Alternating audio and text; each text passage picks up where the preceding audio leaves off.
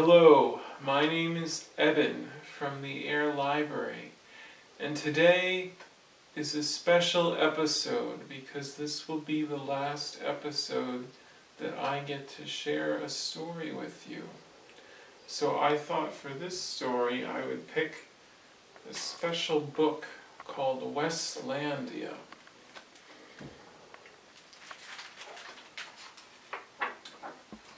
Weslandia by Paul Fleischman, illustrated by Kevin Hawks,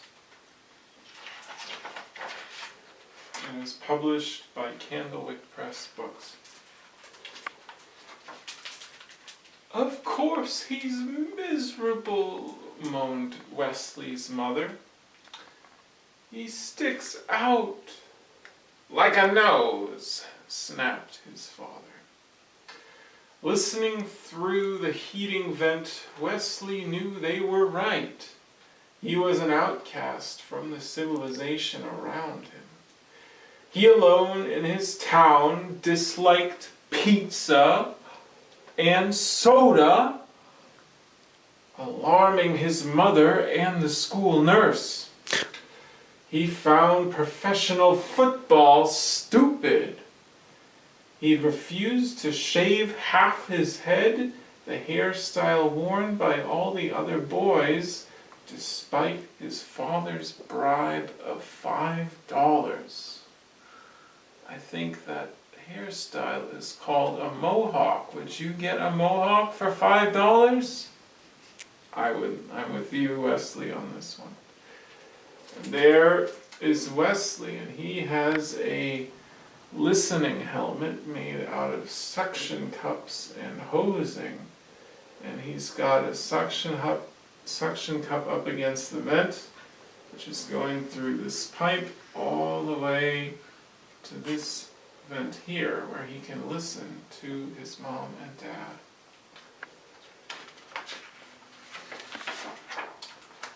Passing his neighborhood's two styles of housing, garage on the left and garage on the right, Wesley alone dreamed of more exciting forms of shelter.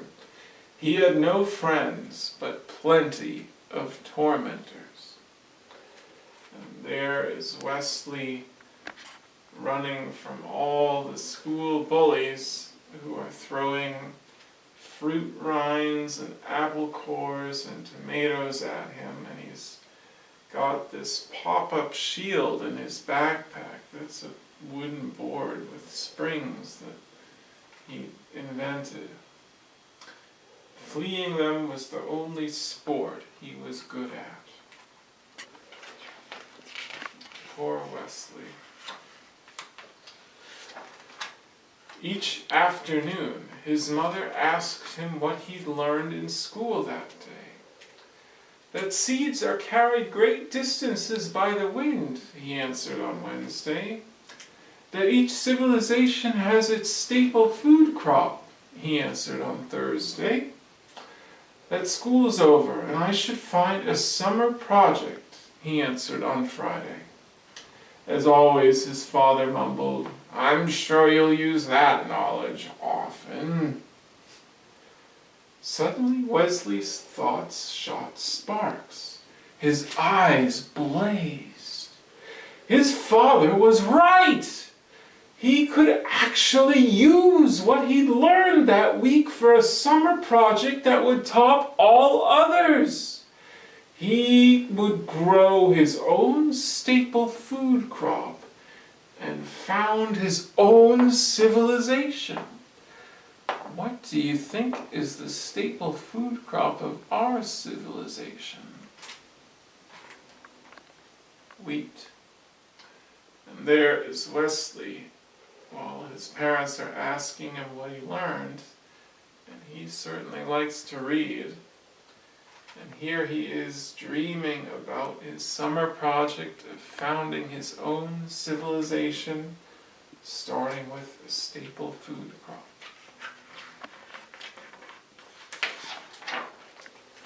The next morning, he turned over a plot of ground in his yard. That night a wind blew in from the west. It raced through the trees and set his curtains snapping. Wesley lay awake, listening. His land was being planted. And there is the wind blowing magical seeds into Wesley's yard. And he spent the day digging a big hole in the ground and leaving the dirt so that it would be loose and the seeds could take root.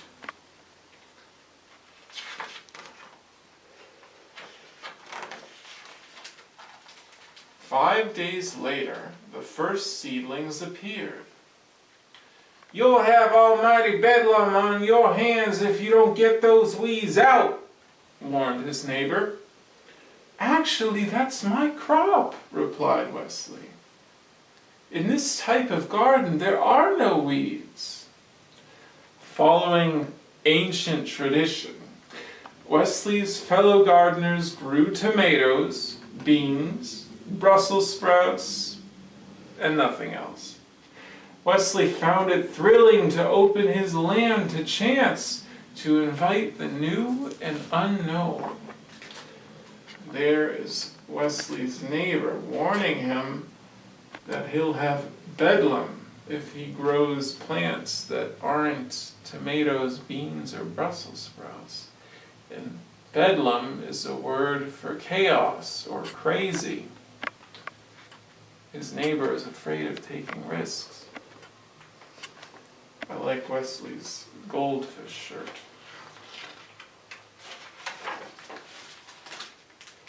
The plants shot up past his knees, then his waist. They seemed to be all of the same sort.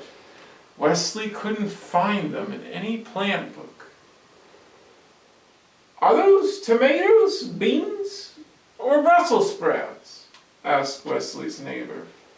"None of the above," replied Wesley. And there is Wesley measuring one of these peculiar red flowers, and his neighbor is lost in the jungle, and all sorts of rare animals are moving in, like this parrot here. Fruit appeared, yellow at first, then blushing to magenta. Wesley picked one and sliced through the rind to the juicy purple center. He took a bite and found the taste an entrancing blend of peach, strawberry, pumpkin pie, and flavors he had no name for. Ignoring the shelf of cereals in the kitchen, Wesley took to breakfasting on the fruit. He dried half a rind to serve as a cup, built his own squeezing device, and drank the fruit's juice throughout the day. And pulling up a plant, he found large tubers on the roots.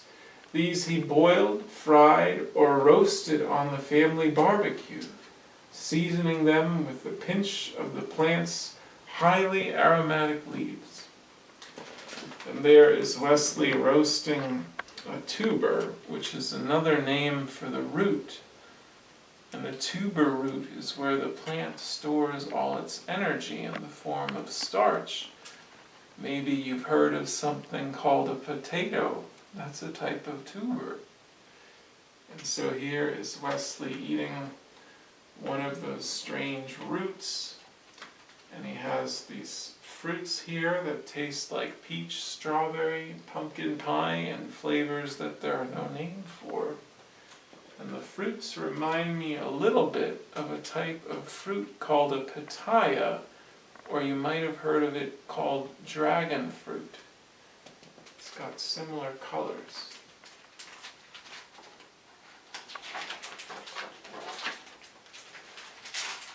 It was hot work tending to his crop. To keep off the sun, Wesley wove himself a hat from strips of the plant's woody bark. His success with the hat inspired him to devise a spinning wheel and loom on which he wove a loose-fitting robe from the stalk's soft inner fibers. Unlike jeans, which he found scratchy and heavy, the robe was comfortable, reflected the sun, and offered myriad opportunities for pockets. So here is Wesley weaving his own clothing from the fibers in the plant's stems. And it looks like the neighborhood kids are starting to be interested in Wesley's summer project. They're even peering over the fence along with his neighbor, who's still trying to figure out what Wesley's growing.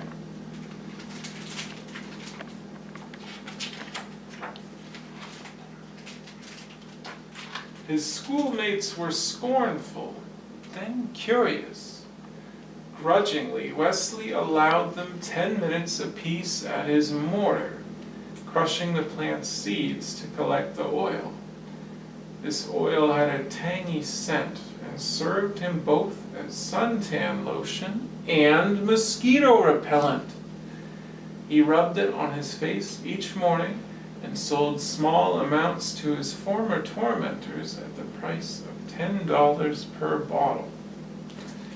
And there is the mortar. It's a stick used for crushing. And the neighborhood kids are making an oil which is both a suntan lotion and mosquito repellent. And then Wesley takes the oil that they made and sells it to them. That's a pretty good deal for Wesley. He doesn't have to work and he gets paid. And it looks like the mosquito repellent works really well because Wesley doesn't have any mosquitoes and his helper doesn't have any mosquitoes. Everybody else is trying to fight them off, so they are happy to pay that heavy price tag of $10 a bottle for a product that actually works.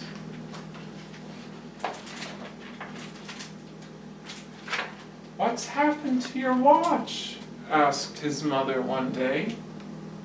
Wesley admitted that he no longer wore it. He told time by the stalk that he used as a sundial and had divided the day into 8 segments, the number of petals on the plant's flowers. He'd adopted a new counting system as well, based likewise upon the number 8. His domain, home to many such innovations, he named Weslandia. And there is the sundial, and a sundial is like an outdoor clock where you have a post in the middle and then some markers on a circle, and the post casts a shadow that tells the time just like an analog clock would. And there is a peacock who's moved all the way here to live in the jungle on top of the post. And it looks like it is a little past 2 in the afternoon. Uninterested in traditional sports, Wesley made up his own. These were designed for a single player and used many different parts of the plant. His spectators looked on with envy, realizing that more players would offer him more scope. Wesley invented other games that would include his schoolmates, games rich with strategy and complex scoring systems. He tried to be patient with the other players' blunders. Here is Wesley playing a single-player game where he's throwing a fruit through one of these hoops in the air, and it looks like this person is trying to stop him. And this person is juggling fruits, or maybe just losing his balance.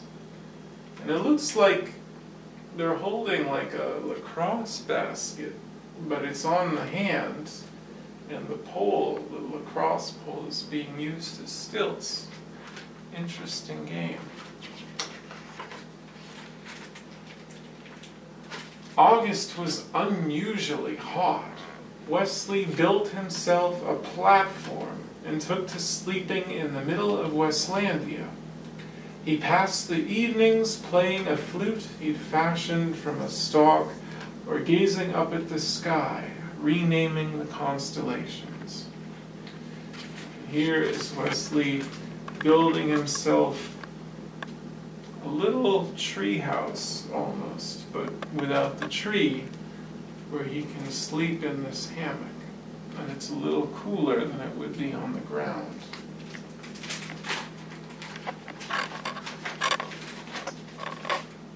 And here he is at night playing his reed flute that he made from one of the plant stems.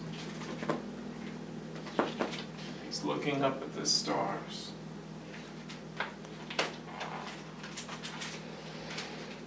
His parents noted Wesley's improved morale. "It's the first time in years he's looked happy," said his mother. Wesley gave them a tour of Weslandia. "What do you call this plant?" asked his father. Not knowing its name, Wesley had begun calling it Swist, from the sound of its leaves rustling in the breeze. In like manner, he'd named his new fabrics, games, and foods until he'd created an entire language. Here is a bird's eye view of Wesley's backyard, now called Weslandia, which is quite a jungle. Full of the Swiss plants. Mixing the plant's oil with soot, Wesley made a passable ink. As the finale to his summer project, he used the ink in his own 80-letter alphabet to record the history of his civilization's founding. And there is Wesley writing down his summer project in an 80-letter alphabet. That sounds pretty complicated to me. We only have 26 letters in our English alphabet. There is his neighbor with his tomatoes, who still looks very confused. He hasn't quite caught on to what Wesley's been doing. In September, Wesley returned to school, and he had no shortage of friends. Everybody is wearing the Weslandia garment, robe made from the Swiss bark. And that is the end of the story. And the lesson in this story is that people will get tired of doing the same thing as everyone else. And when that happens, they look to the people who are different for new ideas. I want to thank you so much for joining me for this story and all the other stories that we've shared together. I could not have kept going without the encouragement and support of all of you, my dear listeners. I'd also like to thank Miss Amy at the Air Library for starting this series and continuing to support me throughout. And I'd also like to give a special thank you to my mother, who's the person behind the camera. If you would like to see our older videos, you can go to https://www.facebook.com/theairlibrary/videos. I'm going to miss you all very much, but hopefully we'll see each other sometime soon. I hope that you'll keep reading and keep using your imagination. There's so many wonderful books out there besides the ones we've read together. All right. Goodbye now.